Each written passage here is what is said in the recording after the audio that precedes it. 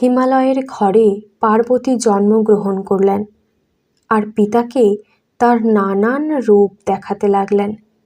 হিমালয় বললেন, মা, এসব রূপ তো দেখলাম, কিন্তু তোমার একটি ব্রহ্ম স্বরূপ আছে, সেইটি একবার দেখাও।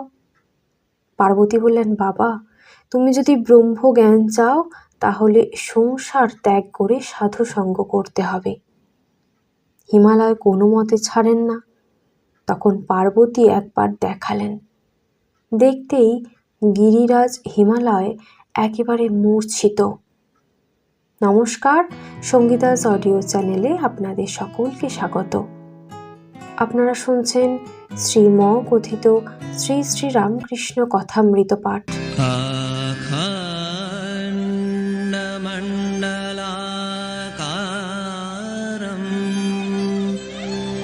व्याप्तं येन चराचरं तत्पददर्शितं येन तस्मै श्रीगुरवे नमः।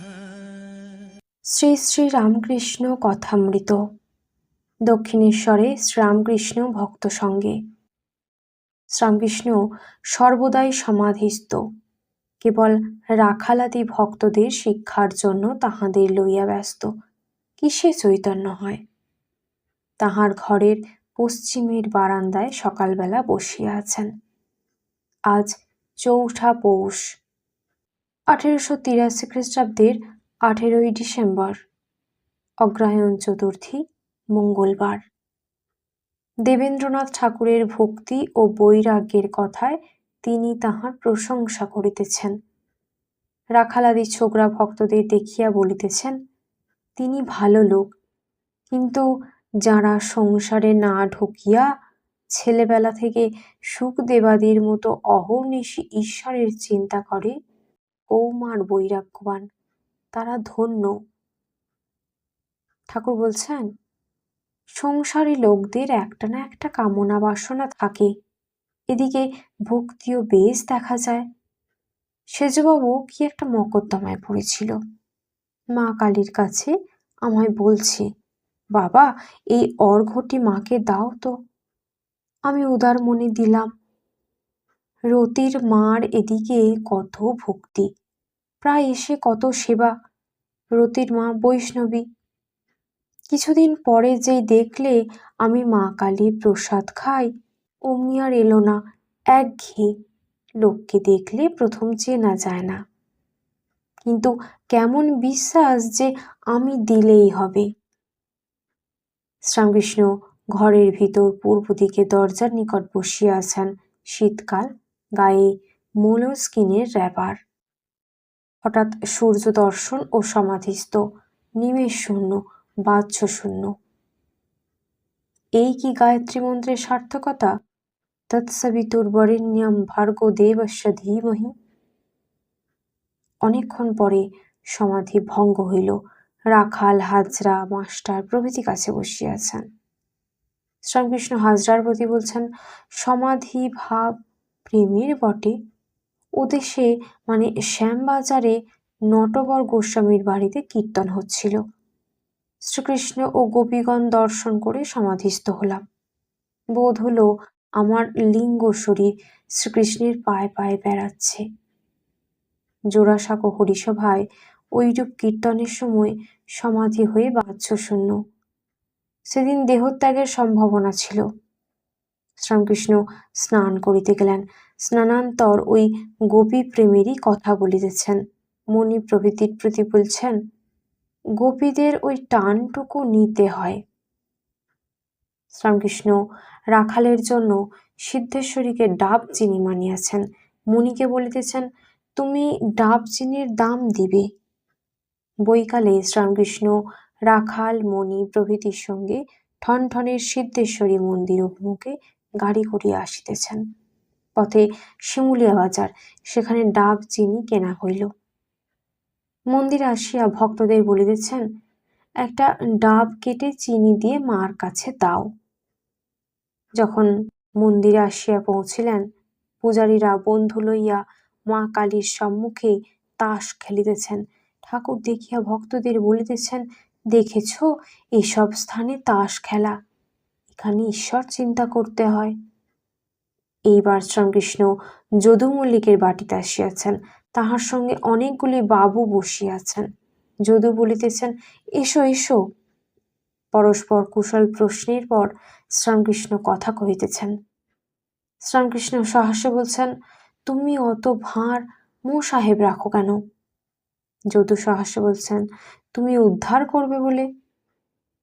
শ্রীকৃষ্ণ বলছেন, মো সাহেবেরা মনে করে বাবু তাদের টাকা ঢেলে দেবে, কিন্তু বাবুর কাছে আদায় করা বড় কঠিন।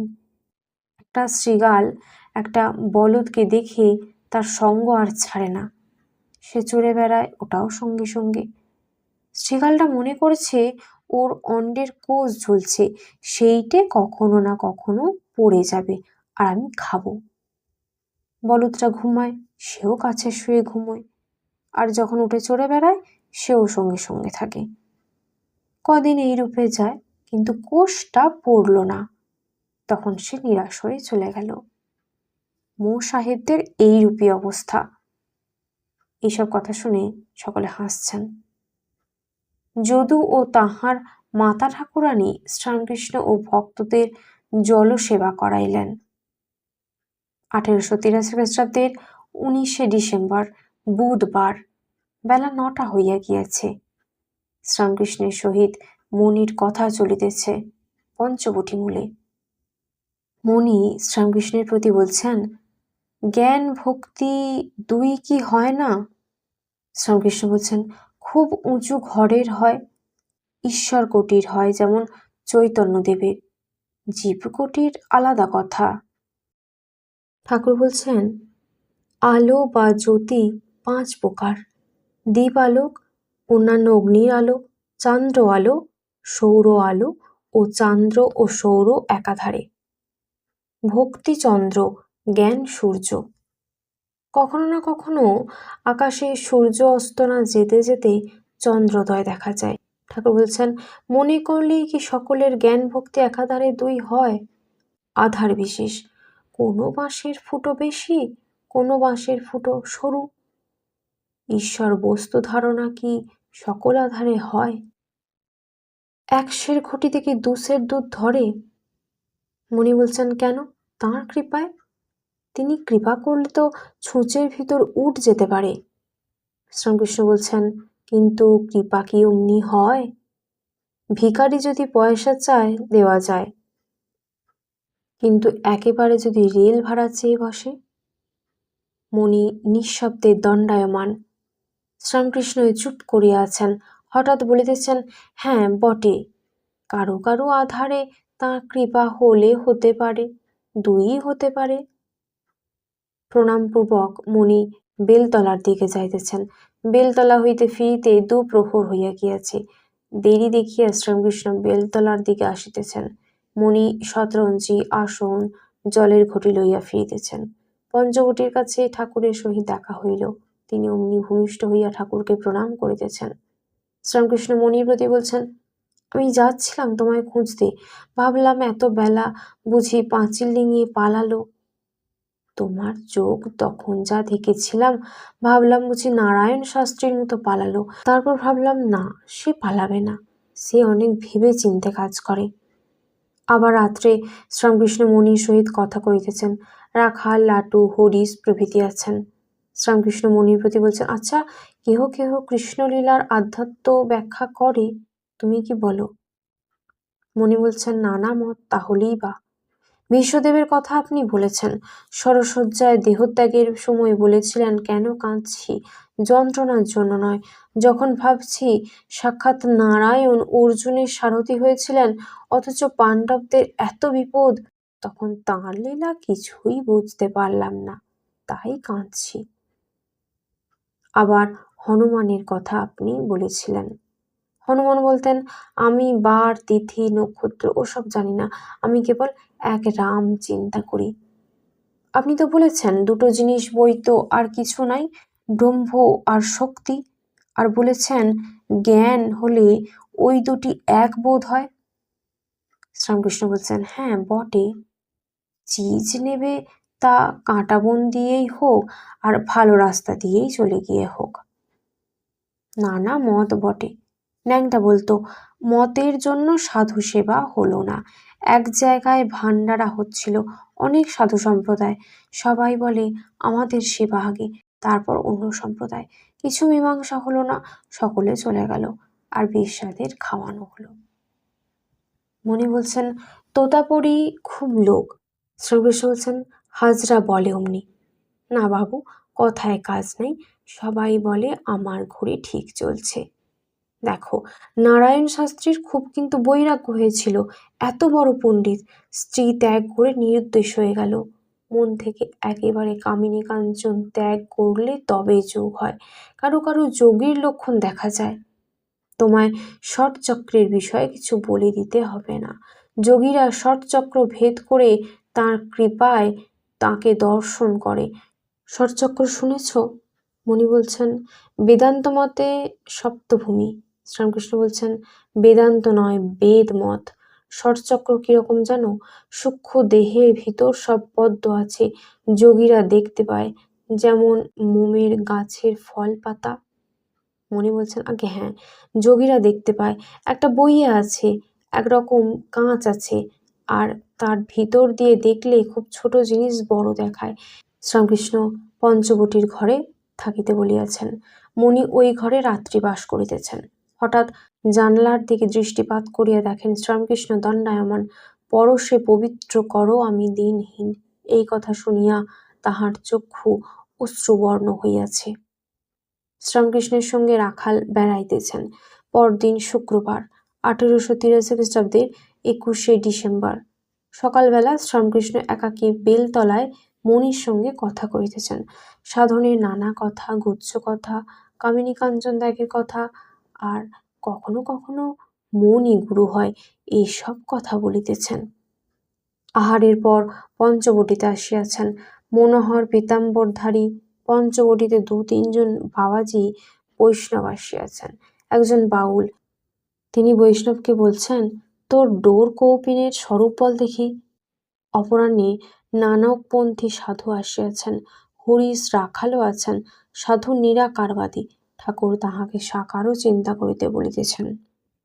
শ্রীরামকৃষ্ণ সাধুকে বলিতেছেন, ডুব দাও, উপর উপর ভাসলে রত্ন পাওয়া যায় না, আর ঈশ্বর নিরাকারও বটেন আবার সাকার। সাকার চিন্তা করলে শীঘ্র ভক্তি হয়, তখন আবার নিরাকার চিন্তা, যেমন পত্র পড়ে নিয়ে সেই পত্র ফেলে দেয়, এরপর লেখা অনুসারে কাজ করে। 1883 খ্রিস্টাব্দের 22শে ডিসেম্বর, আজ শনিবার। এখন বেলা 9টা হইবে। বলরামের পিতা আসিয়াছেন। রাখাল, হরিশ, মাস্টার লাটু এখানে বাস করিতেছেন। শ্যামপুকুরের দেবেন্দ্র ঘোষ আসিয়াছেন। শ্রীরামকৃষ্ণ দক্ষিণ পূর্ব বারান্দায় ভক্ত সঙ্গে বসিয়া আছেন। একজন ভক্ত জিজ্ঞাসা করিতেছেন, কিসে ভক্তি হয়? শ্রীরামকৃষ্ণ বলরামের পিতা প্রভৃতি ভক্তদের প্রতি বলছেন, এগিয়ে পড়ো, 7 দেউড়ির পর রাজা আছেন, সব দেউড়ি পার হয়ে গেলে তবে তো রাজাকে দেখবে। ঠাকুর শ্রীরামকৃষ্ণ বলছেন, ঈশ্বর নরলীলা করেন, মানুষে তিনি অবতীর্ণ হন, যেমন শ্রীকৃষ্ণ, রামচন্দ্র, চৈতন্যদেব। আমি কেশব সেনকে বলেছিলাম যে মানুষের ভিতর তিনি বেশি প্রকাশ। মাঠের আলির ভিতর ছোট ছোট গর্ত থাকে, তাহাদের বলে ঘুঁটি। ঘুঁটির ভিতর মাছ কাঁকড়া জমে থাকে।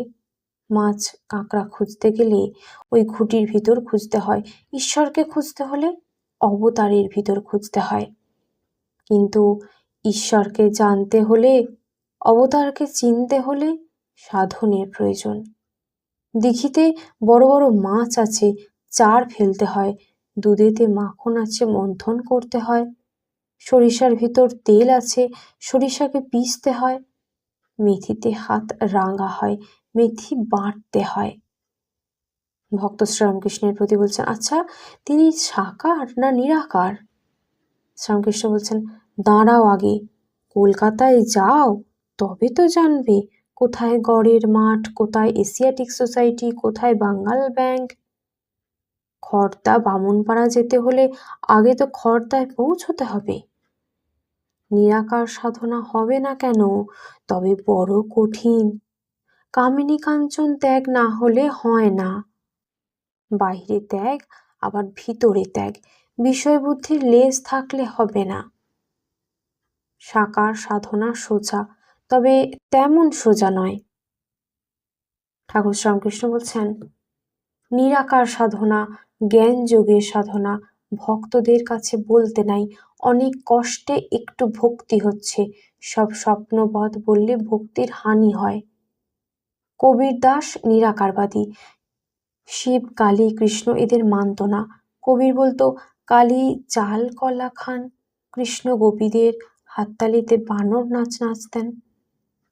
নিরাকার সাধক হয়তো আগে দশভুজা দর্শন করলে, তারপর চতুর্ভুজ, তারপর দ্বিভুজ গোপাল, শেষে অখণ্ড জ্যোতি দর্শন করে তাতেই লীন। দত্তাত্রেয় জড়ভরত ব্রহ্ম দর্শনের পর আর ফেরে নাই, ওই রূপ আছে। ঠাকুর শ্রীরামকৃষ্ণ বলছেন, একমত আছে।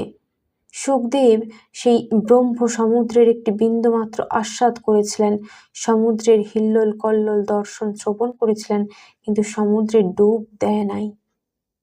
একজন ব্রহ্মচারী বলেছিল, কেদারের ওদিকে গেলে শরীর থাকে না, সেইরূপ ব্রহ্মজ্ঞানের পর আর শরীর থাকে না, 21 দিনে মৃত্যু। প্রাচীরের ওপারে অনন্ত মাঠ, 4 জন বন্ধু প্রাচীরের ওপারে কি আছে দেখতে চেষ্টা করলে একজন প্রাচীরের উপরে উঠে ওই মাঠ দর্শন করে হাহা করে হেসে অপর পারে পড়ে যেতে লাগলো।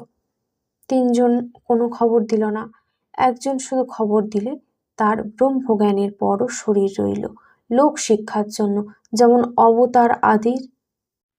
হিমালয়ের ঘরে পার্বতী জন্মগ্রহণ করলেন, আর পিতাকে তিনি নানান রূপ দেখাতে লাগলেন। হিমালয় বললেন, মা, এইসব রূপ তো দেখলাম, কিন্তু তোমার একটি ব্রহ্ম স্বরূপ আছে, সেইটি একবার দেখাও। পার্বতী বললেন, বাবা, তুমি যদি ব্রহ্মজ্ঞান চাও তাহলে সংসার ত্যাগ করে সাধু সঙ্গ করতে হবে। হিমালয় কোনো মতে ছাড়েন না। তখন পার্বতী একবার দেখালেন, দেখতেই গিরিরাজ একেবারে মূর্ছিত। ঠাকুর বলছেন, এ যা বললুম সব বিচারের কথা, ব্রহ্ম সত্য, জগৎ মিথ্যা, এই বিচার সব স্বপ্নপথ, বড় কঠিন পথ। এ পথে তার লীলা স্বপ্নপথ মিথ্যা হয়ে যায়, আবার আমিটাও উড়ে যায়। এ পথে অবতারও মানে না, বড় কঠিন। এসব বিচারের কথা ভক্তদের বেশি শুনতে হয়। তাই ঈশ্বর অবতীর্ণ হয়ে ভক্তির উপদেশ দেন, শরণাগত হতে বলেন। ভক্তি থেকে তাঁর কৃপায় সব হয়, জ্ঞান বিজ্ঞান সব হয়। তিনি লীলা করছেন, তিনি ভক্তের অধীন। কোন কলের ভক্তি ডোরে আপনি শ্যামা বাঁধা আছে। কখনো ঈশ্বর চুম্বক হন, ভক্ত ছুঁচ হন, কখনো ভক্ত চুম্বক হয়, ঈশ্বর ছুঁচ। ভক্ত তাঁকে টেনে লয়, তিনি ভক্ত বৎসল, ভক্ত অধীন।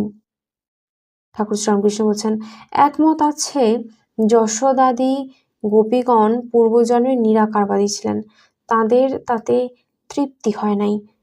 বৃন্দাবন লীলায় তাই শ্রীকৃষ্ণকে লয়ে আনন্দ।